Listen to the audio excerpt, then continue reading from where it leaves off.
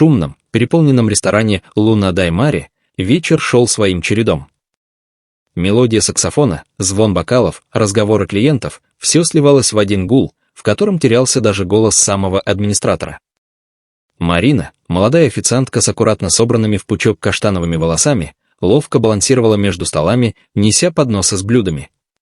Она двигалась быстро, почти бесшумно, стараясь не привлекать внимания, и все же ее мягкая улыбка и внимательный взгляд не ускользали от гостей. Работа была нелегкой. Смена длилась по 12 часов, ноги ныли, руки болели от тяжелых подносов, но Марина не жаловалась. После смерти матери и болезни младшего брата выбора у нее не было, нужно было платить за лекарства и съемную комнату. Иногда она засыпала прямо в автобусе, возвращаясь домой под утро, но даже тогда думала не о себе. «Главное, чтобы Даниил поправился», — повторяла она себе. В тот вечер администратор, вспотевший от суеты, подошел к ней, держа планшет. «Марина, пожалуйста, только ты», — сказал он почти шепотом. За 15-м столом особая гостья. Мать господина Воронова. Марина удивленно приподняла брови. Леонид Воронов, имя, которое в городе звучало почти как легенда. Владелец сети отелей, благотворитель, один из самых влиятельных людей страны. Слухи говорили, что он жесткий и холодный, но к матери относился с особым почтением. «Поняла», — тихо ответила Марина. «Все сделаю как надо». Когда она подошла к столу, то сразу заметила, что что-то необычно. Пожилая женщина с седыми волосами и мягкими, почти детскими глазами сидела спокойно, глядя куда-то вдаль. Перед ней лежала небольшая карточка с аккуратной надписью. «Я плохо слышу. Пожалуйста, пишите». Марина на секунду замерла. Потом кивнула, взяла блокнот и быстро написала. «Добрый вечер. Меня зовут Марина. Что бы вы хотели заказать?» Женщина подняла взгляд, улыбнулась и ответила на бумаге. «Добрый вечер, Марина. Я хочу что-нибудь простое.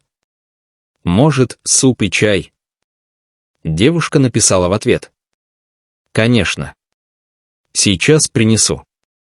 А вы хотите зеленый чай или черный?» Так началась их тихая беседа. Без звуков, без слов, но в ней было больше тепла, чем в большинстве разговоров вокруг. Марина аккуратно ставила блюдо, проверяла температуру, следила, чтобы женщина не ждала слишком долго. А когда принесла чай, увидела, что та держит в руках старый серебряный кулон и смотрит на него с грустью. Марина не удержалась и написала. «Он красивый. Это подарок». Женщина кивнула, а затем написала в ответ. «От моего сына. Он всегда занят. Я редко его вижу.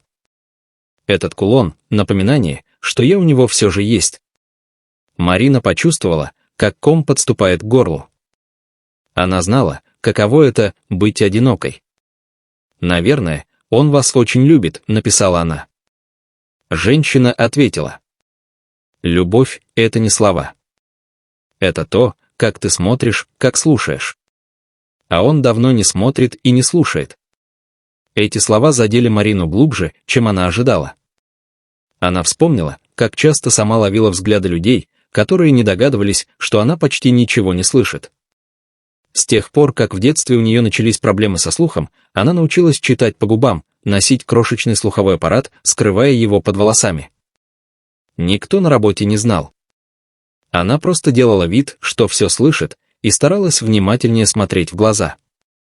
Чтобы немного развеять атмосферу, Марина улыбнулась и написала. «А вы знаете, я умею готовить один особенный десерт. Он простой, но от него у всех поднимается настроение. Хотите?» Женщина прочитала, удивленно посмотрела на нее и кивнула. В подсобке Марина достала яблоки, немного сливочного масла, мед и корицу. Она делала этот десерт, когда брат лежал в больнице. Тогда запах яблок и корицы наполнял комнату надеждой. Когда она вернулась, аромат заставил соседние столики обернуться. Марина поставила десерт перед женщиной и написала. «Это рецепт моей мамы. Говорила, что даже в тишине еда может говорить. Женщина попробовала ложку и вдруг остановилась. Слезы блеснули в ее глазах. Она взяла ручку, долго писала и, наконец, протянула листок. Я не слышу уже 30 лет. Люди говорят со мной, не глядя. Ты первая, кто разговаривал по-настоящему. Спасибо, что слышишь меня сердцем. Марина не смогла сдержать слез. Она просто взяла ее за руку, тихо улыбаясь. И в тот момент она почувствовала, что кто-то наблюдает. За соседним столиком, будто случайно, сидел высокий мужчина в темном костюме. Он смотрел на них внимательно, но не с холодом, с каким-то удивлением и болью. Женщина поднялась, тепло пожала Марине руку и, прежде чем уйти, достала из сумочки маленький конверт. Написала на салфетке. Это не деньги. Просто память. О нашей встрече. Когда она ушла, Марина открыла конверт. Внутри лежал кулон, такой же, как у женщины на шее, только с выгравированными словами «слышу сердцем». Администратор подбежал к ней взволнованно. «Марина, ты хоть знаешь, кого только что обслуживала?» Это мать самого Леонида Воронова. И он понизил голос, он был здесь. Видел все. Марина застыла. Видел? Да. Он сидел у окна. Смотрел, как ты с ней разговариваешь. И, похоже, был поражен. Марина не знала, что сказать. Она чувствовала только, как сердце колотится в груди. Что, если он решит, что она переигрывала? Или нарушила какие-то правила? Но через несколько минут мужчина в костюме подошел к ней сам. Его глаза были те самые, внимательные, глубокие, почти печальные. «Вы, Марина?» — спросил он тихо. Она кивнула. Моя мать сказала, что встретила человека, который слышит ее лучше всех. Он протянул визитку. Завтра. В мой офис. Не как официантка. Как человек, который напомнил моей матери, что ее все еще слышат. Марина стояла, не веря своим глазам. Когда он ушел, она открыла визитку. Там был номер и короткая записка. «Ты слышишь сердцем». А это редкий дар-то. Она опустилась на стул, сжимая кулон в ладони. Никто не знал, что под ее волосами скрыт слуховой аппарат, и что ее собственная жизнь давно проходила в полутишине. А теперь кто-то, наконец, услышал ее без слов. На следующее утро Марина стояла у подножия сверкающего небоскреба Воронов Групп, прижимая к груди тот самый кулон «Слышу сердцем». Отражение ее в зеркальных дверях выглядело чужим. Простое платье, дешевое пальто, потертая сумка. Она выглядела слишком обыкновенно для этого места. «Вы к кому?» — строго спросила девушка на ресепшене. «Господину Воронову». «Он пригласил меня», — ответила Марина, чувствуя, как пересыхает во рту. Секретарша подняла глаза и вдруг смягчилась, проверив планшет. «Да, вас ожидают. 27-й этаж». Лифт двигался почти беззвучно. С каждым этажом сердце Марины билось быстрее. «Зачем я ему понадобилась?» — думала она. Может, его мать просто рассказала что-то не так? Двери открылись. В просторном кабинете у огромных окон стоял Леонид Воронов. Без галстука, с расстегнутым воротом рубашки. Он выглядел не как безупречный миллиардер с новостей, а как человек, уставший, но живой. «Рад, что вы пришли», — сказал он спокойно. Марина нерешительно подошла. «Простите, если я сделала что-то неправильно вчера». Наоборот, перебил он мягко. «Вы сделали все правильно». Он сел, жестом пригласив ее напротив. «Моя мать редко выходит из дома. После смерти отца она почти не разговаривает, точнее, не общается.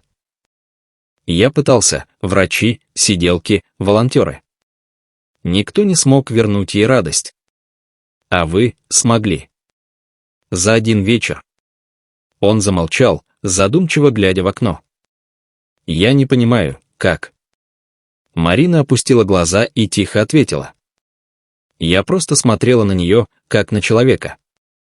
Не как на больную, не как на чью-то мать. Иногда людям нужно не внимание, а взгляд без жалости. Леонид посмотрел на нее пристально. Вы знаете, сколько я плачу людям, чтобы они делали добрые дела? Горько усмехнулся он. Миллионы. А один вечер с вами стоил ей больше всех моих фондов. Он достал папку и положил на стол. Я хочу, чтобы вы возглавили проект, который моя мать давно мечтала создать, фонд для людей с нарушениями слуха. Марина подняла глаза в изумлении. Но я же просто официантка. Именно поэтому, ответил он.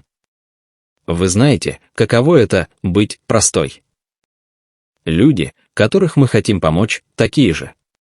Им нужен не директор с 3 дипломами, а человек, который понимает. Она покачала головой. Я не уверена, что справлюсь. Тогда я помогу вам, спокойно сказал он. Не как миллиардер. Просто как человек, которому вы открыли глаза. Марина молчала. Она видела перед собой не властного бизнесмена, а сына, который только сейчас осознал, как мало знал собственную мать. «Хорошо», — наконец произнесла она. «Но при одном условии». «Каком?» «Я хочу, чтобы фонд назывался «Сердце в тишине». Он кивнул, улыбнувшись. «Согласен». Прошел месяц. Новый фонд расположился в уютном здании недалеко от центра.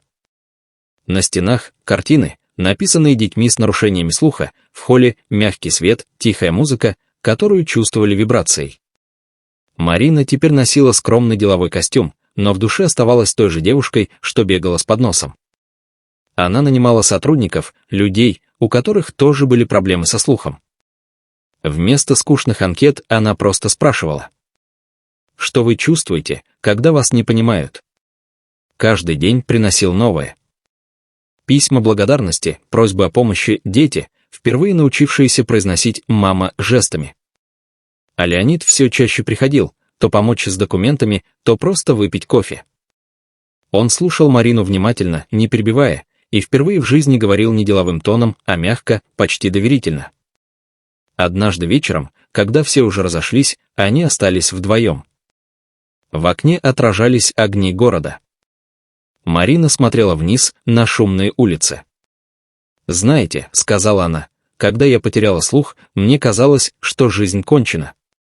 Но теперь я понимаю, тишина — это не наказание. Это способ услышать то, что другие пропускают». Леонид кивнул. «Вы изменили не только мою мать, Марина. Вы изменили меня». Он подошел ближе и вдруг тихо добавил. «А знаете, что она сказала вчера?» «Что?» «Что впервые за много лет чувствует гордость. За меня. И за вас». Марина опустила взгляд, чувствуя, как тепло подступает к глазам. Она удивительная женщина. Она сказала, что вы тоже. Он достал из кармана маленькую коробочку. Внутри лежал серебряный кулон, точно такой же, как тот, что дала ей мать, только на обороте было выгравировано «Ты – мой голос». Марина сжала его в ладонях. «Это слишком». «Нет», – перебил он.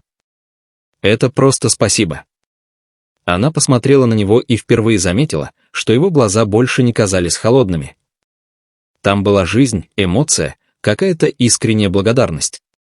Через полгода фонд «Сердце в тишине» стал известен по всей стране. На открытии нового центра для глухих детей собрались журналисты, чиновники, артисты. На сцену вышла Марина в скромном платье с легким дрожанием в руках. Она посмотрела на зал и заговорила, уверенно, медленно, без суеты, каждое слово сопровождая жестами. «Мы часто думаем, что слышим друг друга», — сказала она. «Но на самом деле просто говорим. А ведь настоящий слух — это умение чувствовать. Слышать не звуки, а сердце». Толпа аплодировала стоя. Среди людей Марина увидела мать Леонида, та сидела в первом ряду, улыбаясь, и, читая по губам, тихо повторяла ее слова. После выступления Леонид подошел к ней. «Я горжусь тобой», — сказал он просто. Она улыбнулась. «Я тоже горжусь нами». Они стояли рядом, глядя, как дети на сцене танцуют под ритм, который не слышат, но чувствуют. Марина знала, жизнь снова дала ей шанс. Не богатство, не роскошь, а смысл. И когда зал опустел, Леонид тихо сказал: «Знаешь, я все думал, почему мама подарила тебе кулон?» «Почему?» «Потому что она всегда говорила: тот, кто слышит сердцем, слышит Бога». Марина улыбнулась сквозь слезы. «Тогда, может быть, именно он и привел нас друг к другу». Леонид не ответил. Он просто взял ее руку, и тишина между ними стала самой красивой музыкой, какую можно услышать, и если слышишь сердцем.